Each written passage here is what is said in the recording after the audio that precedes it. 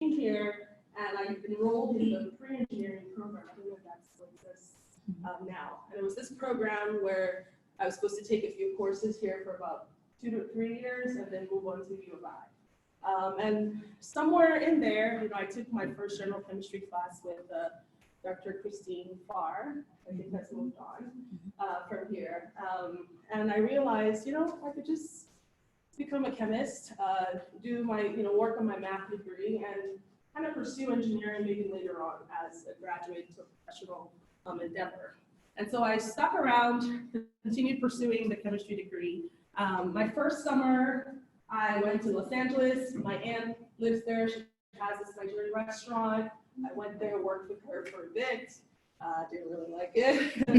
The second summer, I went back there and I said, I'm never going to go back there to do this again. So I had to start thinking about what to do in the following summer, because I really wanted to actually do something that was related to the discipline that I've chosen to pursue. And I didn't feel like, working in my aunt's restaurant was something I could put on my resume and say, hey, this is the experience I have that will make me a good chemist. Even though I think there's some chemistry cooking, but that was not the kind of experience I was looking for.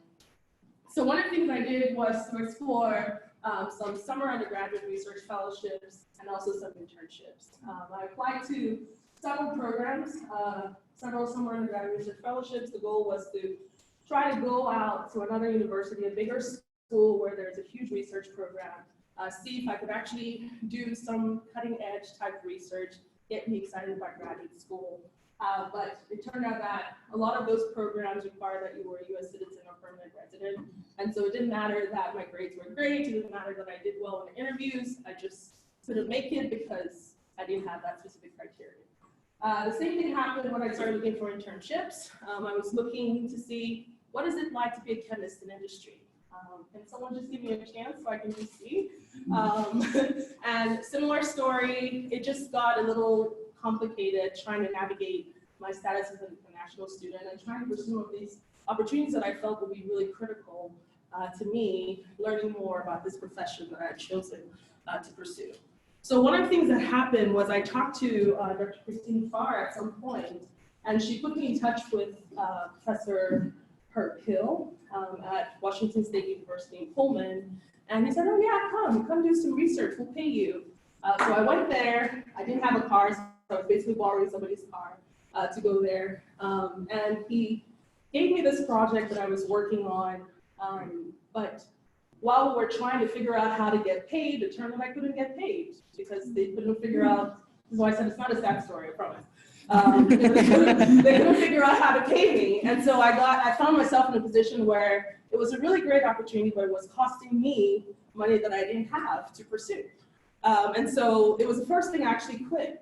I decided I just couldn't do it. I couldn't keep borrowing somebody's car, paying for gas to do something that was costing me a lot more than I felt I was benefiting from. And so this was the first time I ever actually got an incomplete in anything. I just could not cut it. I stopped going, and luckily enough for me, I got an incomplete instead of the fill, which was nice. And so what ended up happening was around that time, Dr. Paul Buckley actually started here, and he offered me the opportunity to do a senior research project with him. And the goal was to do some extraction and quantification of heavy metals in sediment that he got from somewhere. I mean, he just basically had a jar of dirt.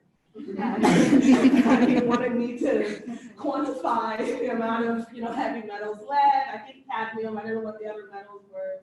And the goal was to use the atomic absorption spectrometer to do this.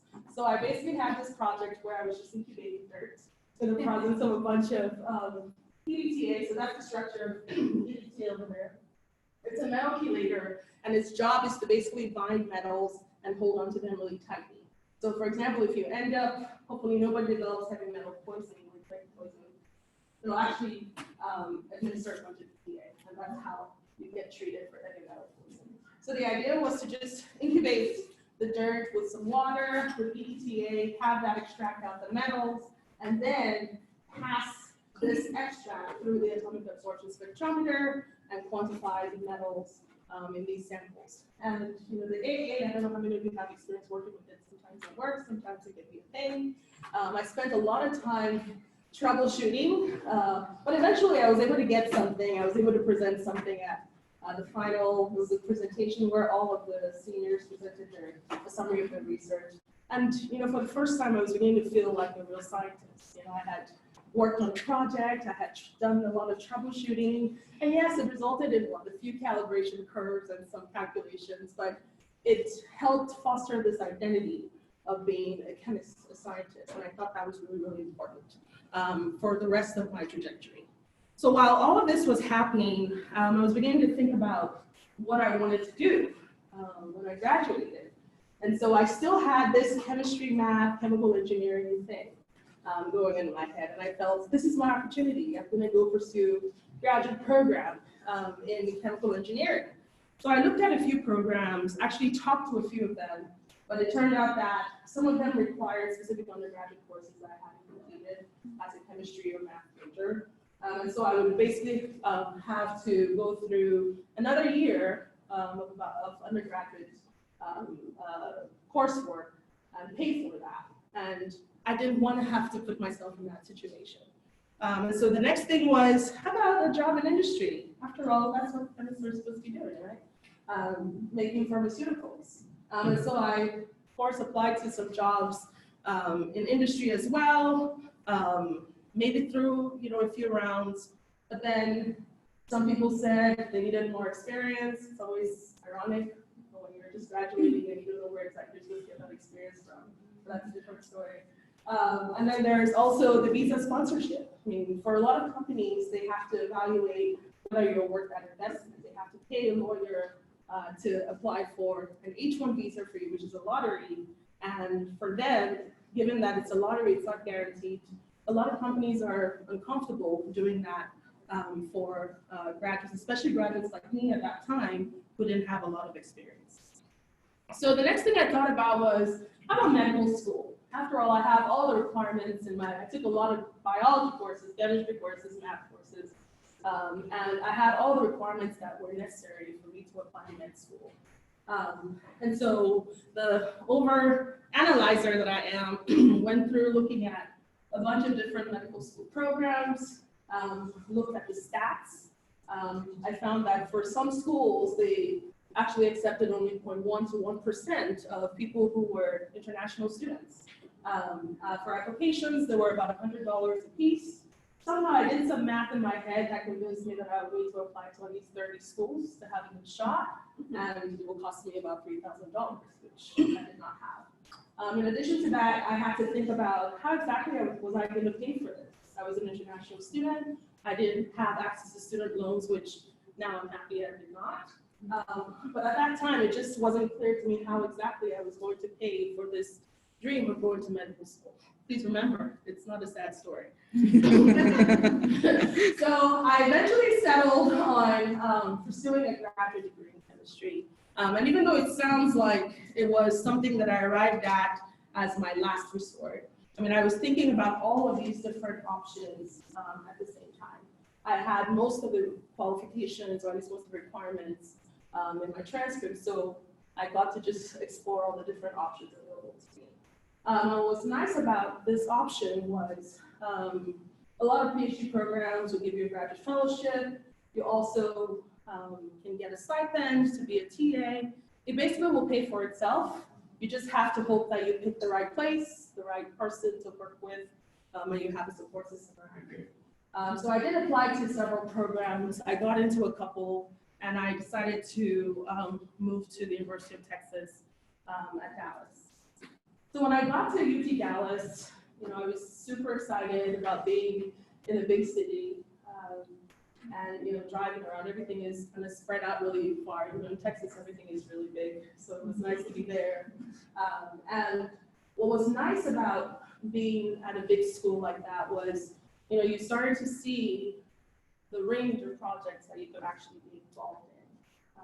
And what was nice about being there as well was the fact that I was able to find a lab that actually worked on developing biomedical imaging agents. And it turned out that the structures of those molecules looked very much like EDTA, what I had worked with as a student. So there was a little bit of that recognition of those structures, and more importantly, the ability to actually apply them towards medical problems was a really nice way of connecting all the things that I was very interested in. And so what I want to do very briefly is just talk about one of the projects that I worked on over there.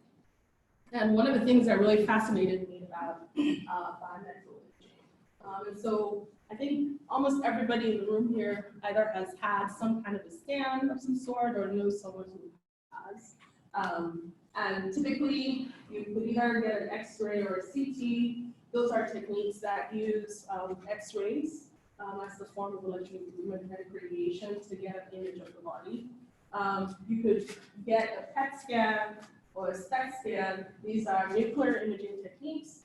You tend to use these when they're trying to get more functional information. And then on the right side here, we have ultrasound and magnetic resonance imaging that do not use any kind of ionizing radiation and are able to give you pretty decent resolution of soft tissue. So for me, hearing that there was a group that was developing molecules that could potentially be used or applied in this way fascinated me.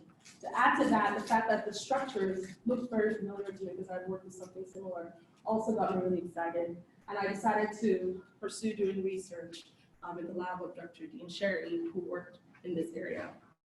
So the research here is mainly focused on the development of MRI imaging agents. And so what I typically tell people is MRI is an NMR, right? So for those of you who've taken NMRs before, you have some NMR scanner, it may be that big, it may be on the bench top. You put your sample in a tube, you place it into the NMR system, it has a bunch of magnets in it, and you basically get a spectrum that tells you the structure of what you're studying.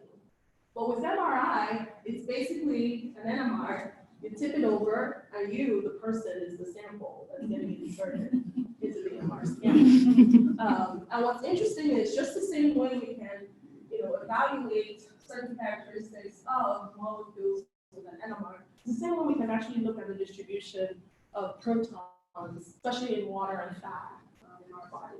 And so this really fascinated me, and I decided to pursue studying molecules that helped enhance the kind of contrast that you see. So the contrast you see in an MR image without any kind of contrast imaging agent can look something like that. You can kind of tell that there's something wrong in the brain over there. But the advantage of having a contrast agent is now you're seeing a little bit more information about what's really happening in that region where there's diseased tissue.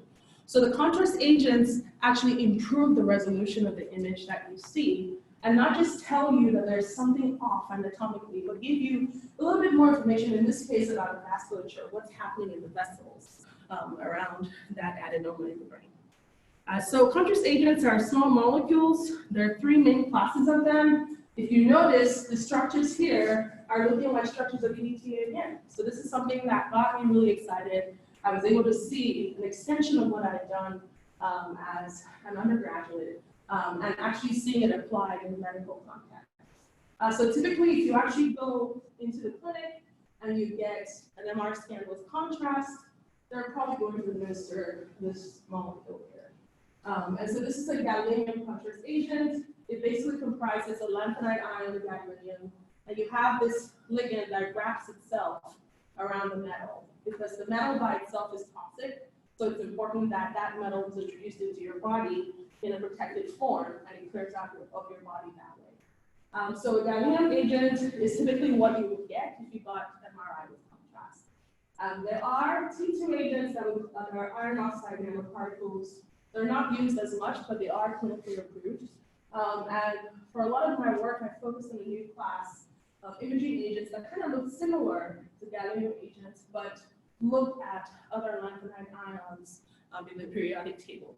And the reason we started looking at these parasite agents was we wanted to go beyond getting just anatomic information. We wanted to figure out what was actually happening at the metabolic level. So can we say there's something wrong here and the concentration of glucose is low, or glucose uptake is low, or zinc concentration is low?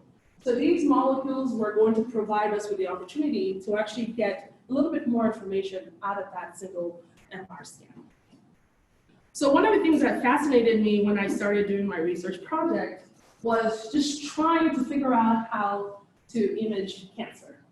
How do we do some kind of imaging that will allow us to detect it earlier? How do we do some kind of imaging that can tell us that a treatment regimen is working and tell us early? So you don't want to wait until the tumor mass has shrunk significantly, but how soon can you tell the therapy is working? Because the sooner you can change that therapeutic regimen, the higher the likelihood of that patient doing well. So in the context of my research, I often start by trying to identify something that's unique to that disease that I want to study. And so one of the things that we focused on was the fact that in cancer cells, glycolysis, which is the metabolism of glucose, is actually upregulated. So cancer cells, they divide very quickly, so they need a lot of energy in order to do that. So they use up a lot of glucose in the process. In addition to that, one of the things that happens is there's a huge amount of protons that are produced that end up being pumped out to the extracellular environment outside the tumor. So what that means is the microenvironment of tumors have been found to exhibit much lower pHs than the typical pH in healthy tissue. So the question we're trying to answer here was, can we actually make molecules that can detect these differences in pH and provide some kind of a map in vivo to tell us pH is too low here, pH is fine here. And so what we did here was to just go to biochemistry and look at all the structures of the amino acids, those who have taken biochem, and try to look at some amino acids that had groups in there that had the potential of being sensitive to pH. The reason we went to the amino acids is our bodies use them, right? So it helps if you actually start trying to create something that your body's familiar with. Start with that instead of trying to design something brand new. So I wanted to start here, identify a couple of side chains. We explored a variety of things, but the things I'm going to show you will be mainly glutamate, some version of lysine, which is over here, and glycinate. And so the question we're trying to answer is, if we make very minor changes in the structures of these molecules, is that going to influence the kind of responses we get as a function of pH? And so the differences between these structures here are evident. So here you have the glycinate, here you have some more carboxylic acid groups, and here you have a terminal amine group. It turns out that these functional groups have different pKa's, so in other words, they have different levels of acidity. And so they respond, or we expect that they should respond to pH a little differently. So at that time, what we'll do is we'll take a sample, we'll study it in NMR, but then we also take our NMR tube and we'll put it in MR scan to actually see if we can observe some signal. And so these images that you're seeing here are a result of an NMR tube just kind of shoved into an MR scanner just to acquire some images out of them. And so on this left side here, you find that you have the same color, there's quite a bit of signal, but there's really no change as you alter the pH of these solutions. But here, you can definitely see a change, but it's not very clear. Here, you're lower, here, you're lower. You know, if you were in vivo, how would you distinguish between pH 7 and pH 5? Have you ever had pH 5 in vivo? Probably not. But you want something that's definitively different as you change pH. And so these molecules were actually the ones that were really interesting, because at about pH 7, which is a regular pH of your body, you didn't have a lot of signal. Signal was low. But the minute you started lowering the pH, the signal turned on, which is ideal for what we're trying to do here. Right? We want something that's off when you're in healthy tissue and turns on when you are in the presence of diseased tissue. And we found that kind of a response with these molecules. And so these structures are structures that people have studied further just to try to get them further into small animals and hopefully move them forward in vivo. But what's nice about all of this was I was able to basically pull from everything that I've done as an undergraduate. There's some organic synthesis, there's some inorganic chemistry, there's some biochemistry. You're forced to think about the disease and think about what you're actually trying to target. And for me, I found that very rewarding because I didn't feel like I wasted my time taking all the courses that I did. You know, they all came together really nicely, and it made me feel like I had been really prepared to embark on such a project. So while all of this is happening, of course, you have to think about graduating and what are you going to do when you get your PhD. So, you know, I go back again, trying to figure out if I get into industry. I have more experience now. I think I'm, you know, pretty good. And I go apply for jobs in industry, but that was around 2011. So the recession. So there were a lot of people who were looking for jobs. There were just weren't that many jobs available. There were visa sponsorship issues as well. So I just, you know, decided, how about I just focus on pursuing a track in academia. So I decided I would spend some more time doing a postdoctoral research fellowship. I applied to some, and the advantage of doing something like this would be you get more research experience somewhere else, and you can start preparing for a faculty position in academia. So I applied for a fellowship, and I was actually selected to participate in a postdoctoral fellowship at MIT. And this was a very unique opportunity because not only was MIT involved, the government of Madrid was also involved. So I actually spent part of my time in Madrid doing research there. And what was very attractive about this program was it was a very unconventional postdoc. We were the PIs. We got to decide what we wanted to pursue. We had to think about our project ideas. We had to apply for internal grants. Those grants were evaluated, they were reviewed, we were given feedback. At the time, it was one of the most stressful experiences of my life because all I just wanted was, can you just give me a project? Can I just work on it and publish papers for goodness sake? But that's how I felt.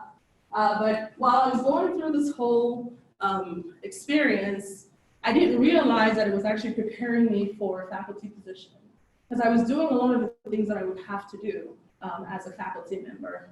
And so I made it through the 3 years, and while I was there, an opportunity presented itself for me to expand, my knowledge of the various biomedical imaging techniques that have always fascinated me. And so I decided to spend some time developing PET imaging agents. So PET scans are another type of imaging modality. And so with positron emission tomography here, now you're working with molecules that are radioactive. And the idea is you administer this into a patient.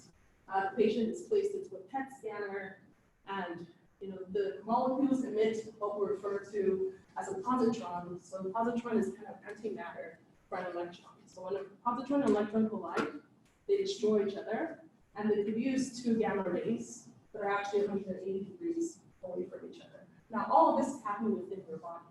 And so the detector is detecting these gamma rays that are coming from the collision of your positron and electrons from the agent. And so basically there will be some algorithm that's able to take these gamma rays and their locations and produce a map of wherever they're concentrated.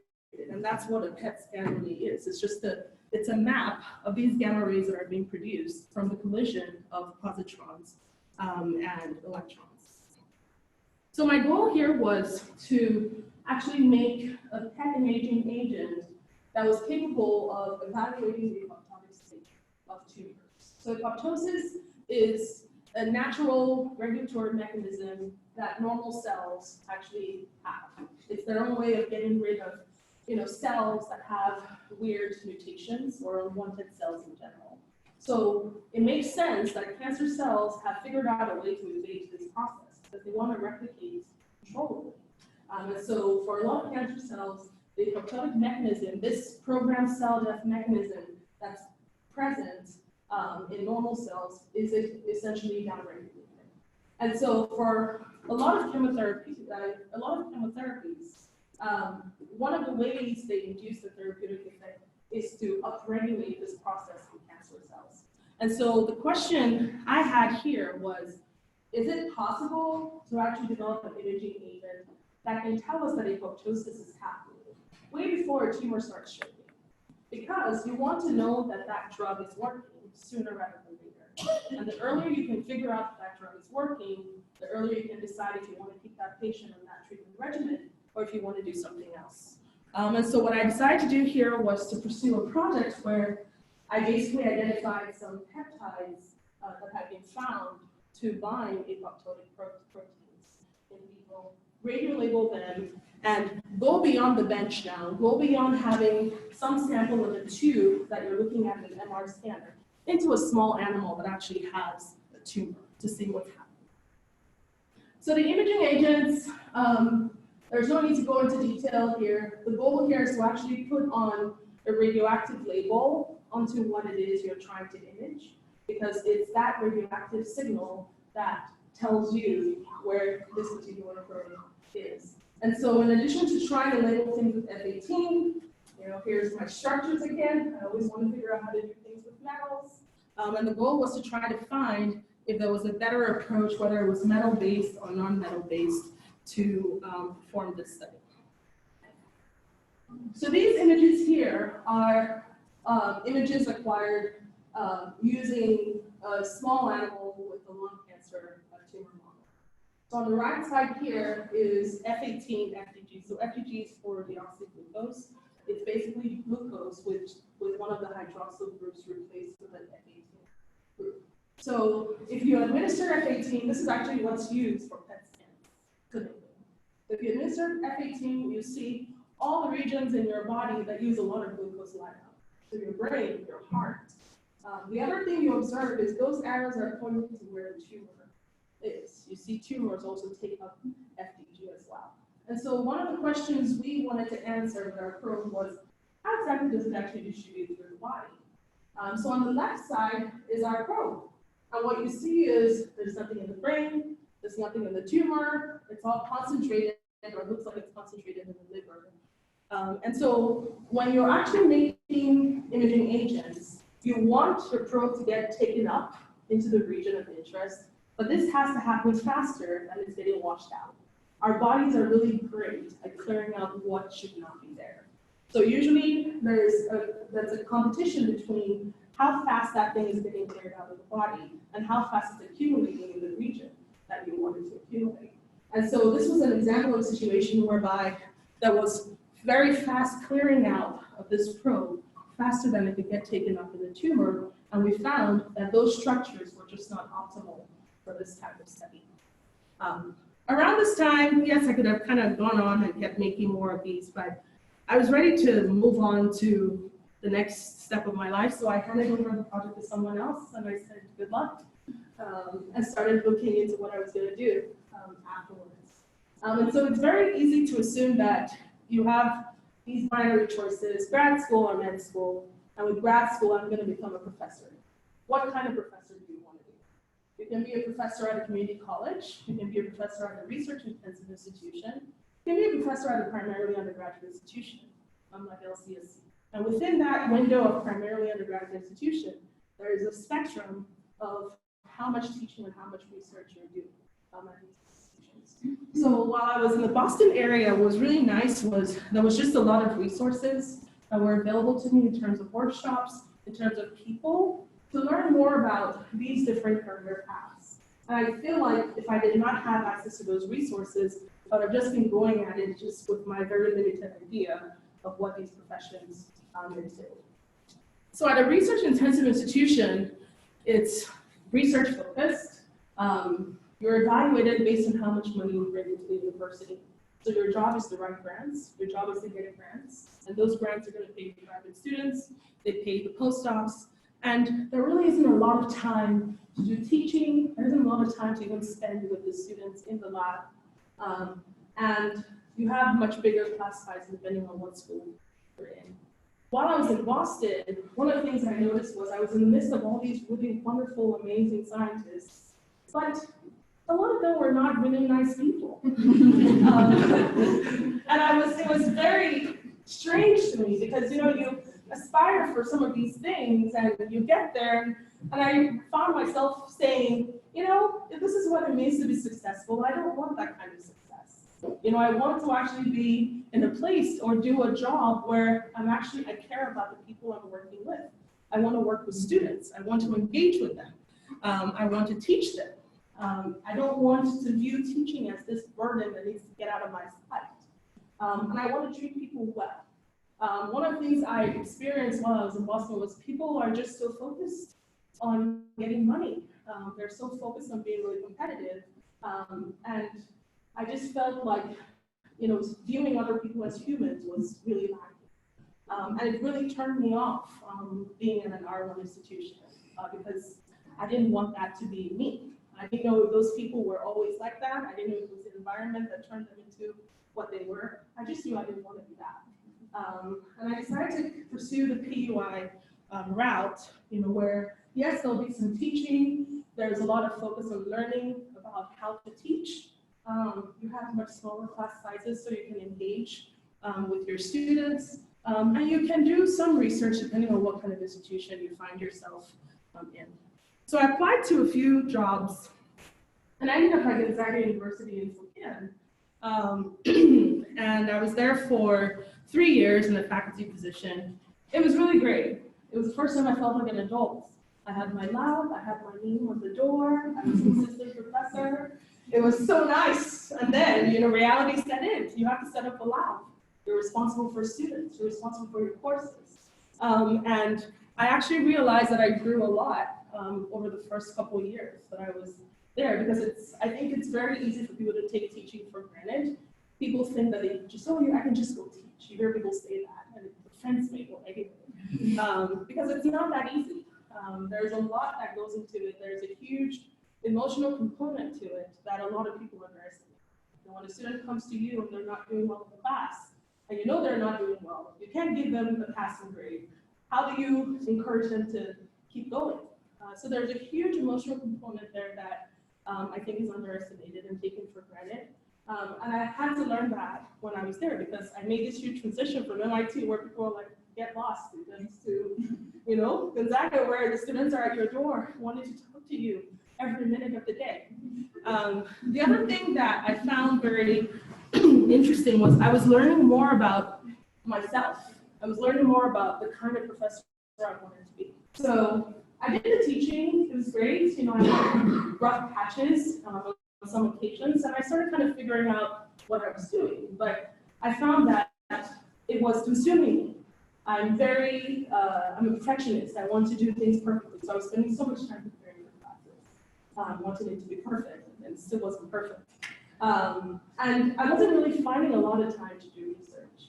And I found that the research is also important. The teaching is wonderful. I didn't want to lose it, but I learned that I wanted to do research, and I needed to find the time to do the research, to think about it. And so that kind of spurred the decision to start looking for a slightly different version of Gonzaga, where you still have the primarily undergraduate institution, but you have slightly less teaching, so you have more time to do the research. And that's how I ended up applying to the University of San Francisco, which is where I am now. It's been great. Of course, as faculty, we always find extra things to do. There's always work to do. And so while I have this teaching and research balance now, I've assumed a lot of service roles. I want to do everything else. And of course, that's kind of by choice. But I have to admit that I feel like I found some nice happy medium where I'm not in an R1 institution still, but I still have room to think about science and to also teach science, which is very important to me. So one of the things I want to do very quickly is to just talk very briefly about one of the projects that we're working on in my lab. Like I mentioned to you before, I'm very fascinated by cancer, trying to understand how to better detect it, trying to understand how to evaluate response to treatment. And so what you find is the common approach that's actually used in the management of cancer is surgical resection. And so the idea is you go in, you remove a tumor along with some margin of normal tissue, and data has shown that proper removal of the tumor actually improves long-term survival. However, when you really think about how your surgeon is actually going about removing the tumor, they're using palpation and visual inspection. They're going in, they're touching, they cut, they touch, they cut. They're kind of looking at it, but the tumors are inside And so one of the things that's very concerning about this approach is, there are two potential scenarios that are reflective of limitations. On one hand, there could be inadequate removal of the malignant tissue, which would basically lower your chances of survival. On the other hand, there could be significant removal of healthy tissue. So the question is it possible to come up with a way to help guide a surgeon through this surgical process? And so there's a lot of papers coming out that talks about this idea of image-guided tumor resection. And so the idea is, if a patient goes in for surgery, you administer some kind of a fluorescent dye, something that's optical, something that glows, and that kind of helps the surgeon see where to cut, and that kind of guides them through the surgical process. So one of the things we're wondering is it possible to actually develop one probe, one molecule, that helps us detect the tumor mass using a biomedical imaging technique, and is still able to help the physician during the surgery? So you have a single thing that can be used pre-operatively, so before the operation, and intraoperatively while it's happening. So of course, metals are the solution to everything to me. And so one of the things we're spending more time on is focusing on the fact that these same lanthanide ions that have these wonderful paramagnetic properties also have a host of optical properties. So these samples here are just showing you have the exact same ligand, so the molecule that wraps around the metal, but just by substituting what metal you have in there, you can tune the color of light that you get out of that imaging agent. The other thing is the emission spans the UV region to the near infrared region. So you can basically have one molecule change the metal, and you can actually have something that will span a pretty broad range of radiation. Now, there's a reason this isn't being used clinically yet, and it's because in order for this to happen, you have to directly excite the lanthanide ions, and this requires high energy laser sources. You're trying to promote electrons within those f orbitals, and that's actually a process that's forbidden. So it requires a lot of energy to do that. So when you think about focusing a laser on tissue, you're probably going to burn it, depending on what energy of that laser, the energy of that laser. So one of the approaches to overcome this is to use what we refer to as the antenna effect. So you have your molecule, your metal, it's wrapped, you have an antenna next to it, you excite the antenna, which doesn't require a lot of light. It transfers the energy to the metal, and that metal emits its light. So this is what we refer to as the antenna effect. And it turns out that this particular process is dependent on the distance of the antenna from the metal. So one of the things we've been focusing on in my lab is to try to tune this feature a little bit. So here, these are just a bunch of structures we've made. And what we're doing is we have these same group, but we're pushing or changing the location of this piece all the way around to see if there's an optimal location of that arm that will give us the most signal. So this is a library of compounds that one of my students has made and has been studying, and lo and behold, it turns out that if you actually look at the signal, you find that it does matter where you put that particular group. So the data you're looking at here is just the magnitude of the amount of light you're getting out of those molecules. So the blue means the indirect antenna effect. You're exciting the chromophore, it's transferring the energy, and it's giving us light. And the red here is basically what you get when you excite the metal directly. So it's showing that this antenna effect is working regardless of the identity of what's bound to it. But it's also telling us that there are some that are better than the others. So the signal from these compounds is also visible to the naked eye. So you can just take your samples, shine a UV lamp, and you can see them glow, which is one of the things we want. If we're hoping that these are things that are going to be used for operations, then it'd be nice if you can actually see the color with your eyes. And we find that there's a correlation between the intensities of these signals that we see and the data that I showed you on the previous slide. So while some of these data are really great, one of the things that's really important to me is that whatever it is we're making is stable at physiological temperature, physiological conditions as a whole. If the ultimate goal is that these things someday are going to make it in vivo, then it's important that they actually stay intact in vivo.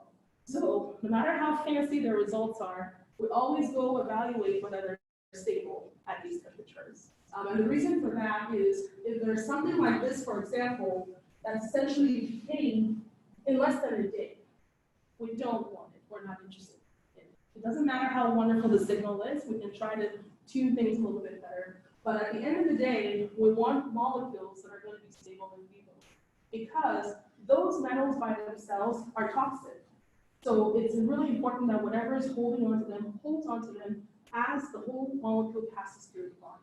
And so if they're falling apart at 37 degrees Celsius, we're not interested in these molecules. So we did find that the location of those groups does play a big role in the stabilities of these compounds as well.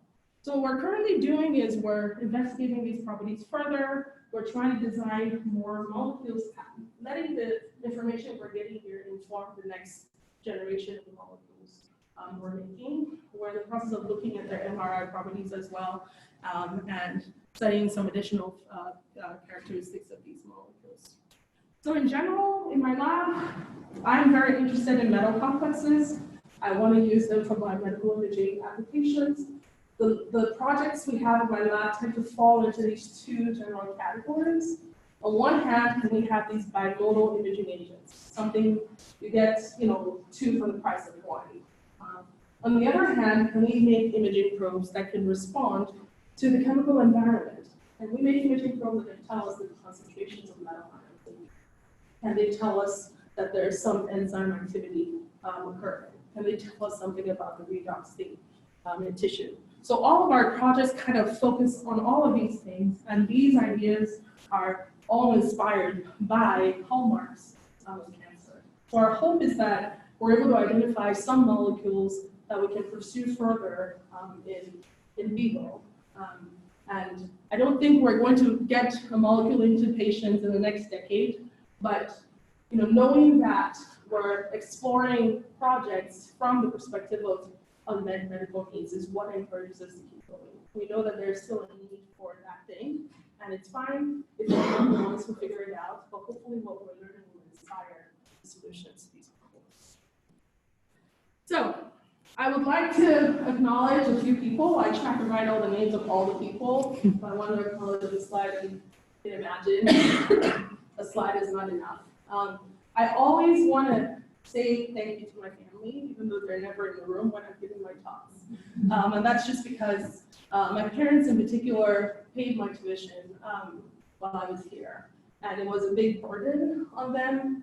But I think that sacrifice that they made for me is what kept me going. So when I talk about all of the bumps in the road that I ran into, I knew that those were not going to stop me because my parents have sacrificed a lot for me, so I needed to just get over it and move on. And so I think them investing in them believing in me to make that kind of investment in my future is something that I will always remember. My professors have been amazing. I've happened to go through different institutions and engage with different faculty. One of the interesting things I noticed when I moved from LCSC to Dallas was at LCSC we refer to our professors by their first name. And I got to Dallas and they were like, Dr. Sherry, and I was like, okay, I guess there is a difference. So I felt much closer to the faculty here than I've ever felt to any faculty in any other location. And I really do think that it's the relationships that I had with my professors here that inspired me to want to be at a smaller school. Those were the models that I had. And I think the kindness that they showed me, I knew they cared about me. All of those things made me want to be that kind of a professor. So it gave me the contrast that I needed to make that really important decision about where I wanted to be. My research advisors were great. Some of them were not the most mentoring people, but at the end of the day, I always feel like you learn from all of these experiences. And there was a huge part of my life where I learned what I did not want to be. And there were a lot of them who were like that. I knew that's not the person I want to be. That's not the kind of research advisor I want to be. And so I make a very conscious effort to ensure that my students are being mentored. They're not hands in the lab to just come and watch class, where they're people, they're humans, and I care about their future. I want to ensure that what they're doing with me is something that will help them achieve their career. So all my students, I've had probably close to 20 students at this point who've worked with me in one way, shape, or form. There's some who came and ran away after a semester. There's some who stuck around. But I learned a lot from working with all of these students. And finally, to all of you, for filling the room, for coming to listen to me talk about my journey here. It's been surreal coming back to LCSC. I have to admit that I was really nervous when I decided to come, but I felt like it was time. I felt like it was a really good time to come back and see everybody, and I'm really happy to be here, and I thank you so much for your attention.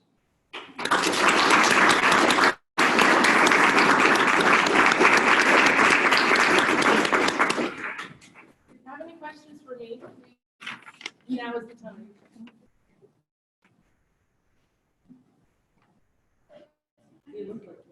Yes. So MIT is what, like the #1 school in the country for science? Yeah. Amazing, right? Can you talk more about your research experience there and just kind of maybe some things that you had to overcome or just kind of figure out? You described the environment. Yeah. Competitive, maybe not as student friendly as you had wanted, but how did you overcome that?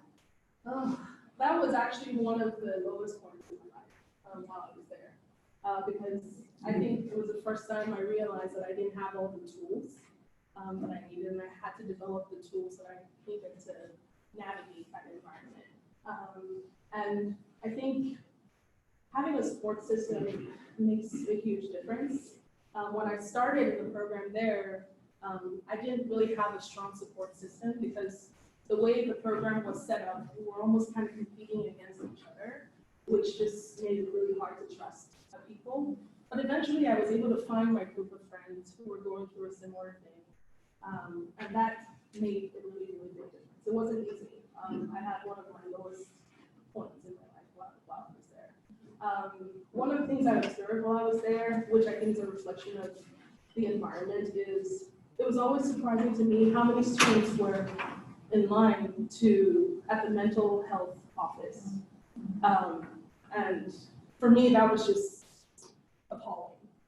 That, basically what the professor tells you is, oh, go to mental health, the fact that they weren't even trying to reflect on how they could be playing a role in creating the environment that was causing more and more students to need that help was very appalling to me. And I just felt like they could do better there. Do you still have visa issues, or Oh. are you a permanent resident? I'm a permanent resident now. I'm a permanent resident now. So yes, so that journey was also really tough for me. Being an international student and being an immigrant, I think it's very easy for people to think that, there are all these people who are just coming and taking things from them. But the way the system is set up, it's set up to frustrate you. And you have to be able to navigate that. But it's set up to frustrate you to the point where going home is the best option. That's how I see it. And so it was really tough for me, but I didn't want to go home with nothing. I felt like my parents had invested in me, and I didn't want it to go to waste. So your parents are still in Africa? Yeah, they're in Nigeria. Any other questions for me? Yes. So your research, you mentioned a lot with solid organ tumors and lymph node involvement using probes for detection. Yes. What about discussions that you had as far as like diffuse tumors like pancreatic cancer, something that's not a solid organ tumor? So there is definitely a lot of research going on in that area. For me, I'm looking more generally, as opposed to specific types of cancer and diffuse tumors like that. I think the way I look at it is if we find something that actually works at a basic level, then we can start trying to figure out how well it works in more complex systems. So my goal is to simplify things as best as possible initially, and then start complicating them as we move forward. Yes.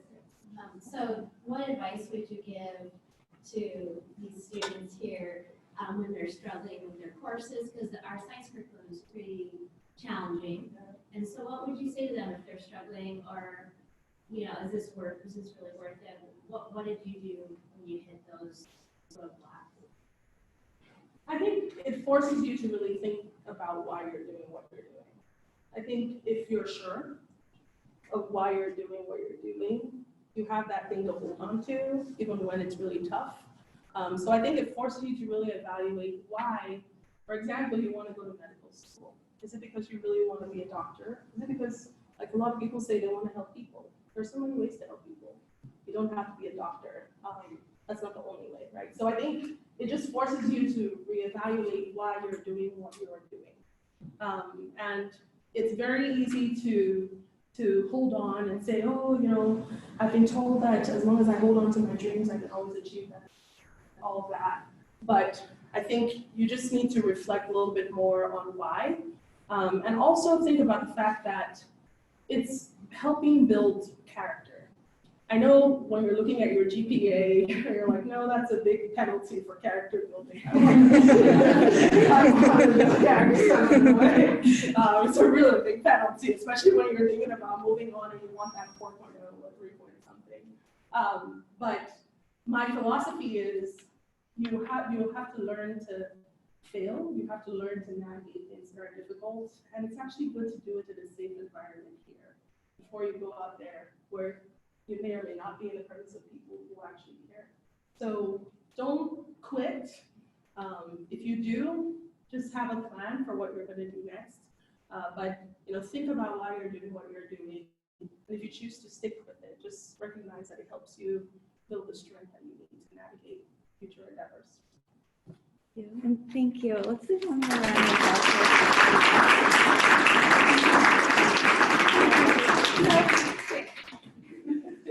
So I want to thank you all for coming. I know it's 1 o'clock, but I just wanted to point out that I love hearing your evolution both as a person and as a teacher and as you. And I hope that at some point in the next couple of years, you get the gift that you just gave us, which is to have a student who has evolved and been so thoughtful and so wise to come back and talk with you and talk. So thank you and welcome back, and thank you for being here.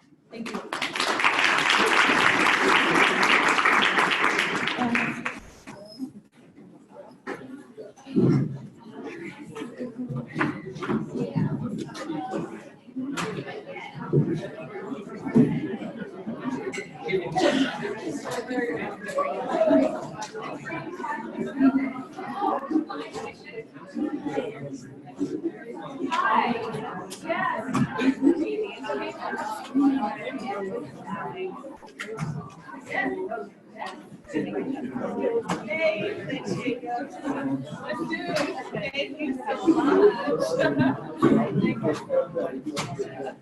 Thank you.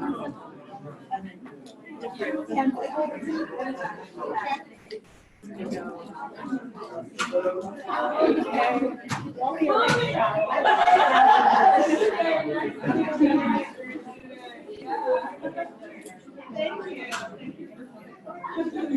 Hi.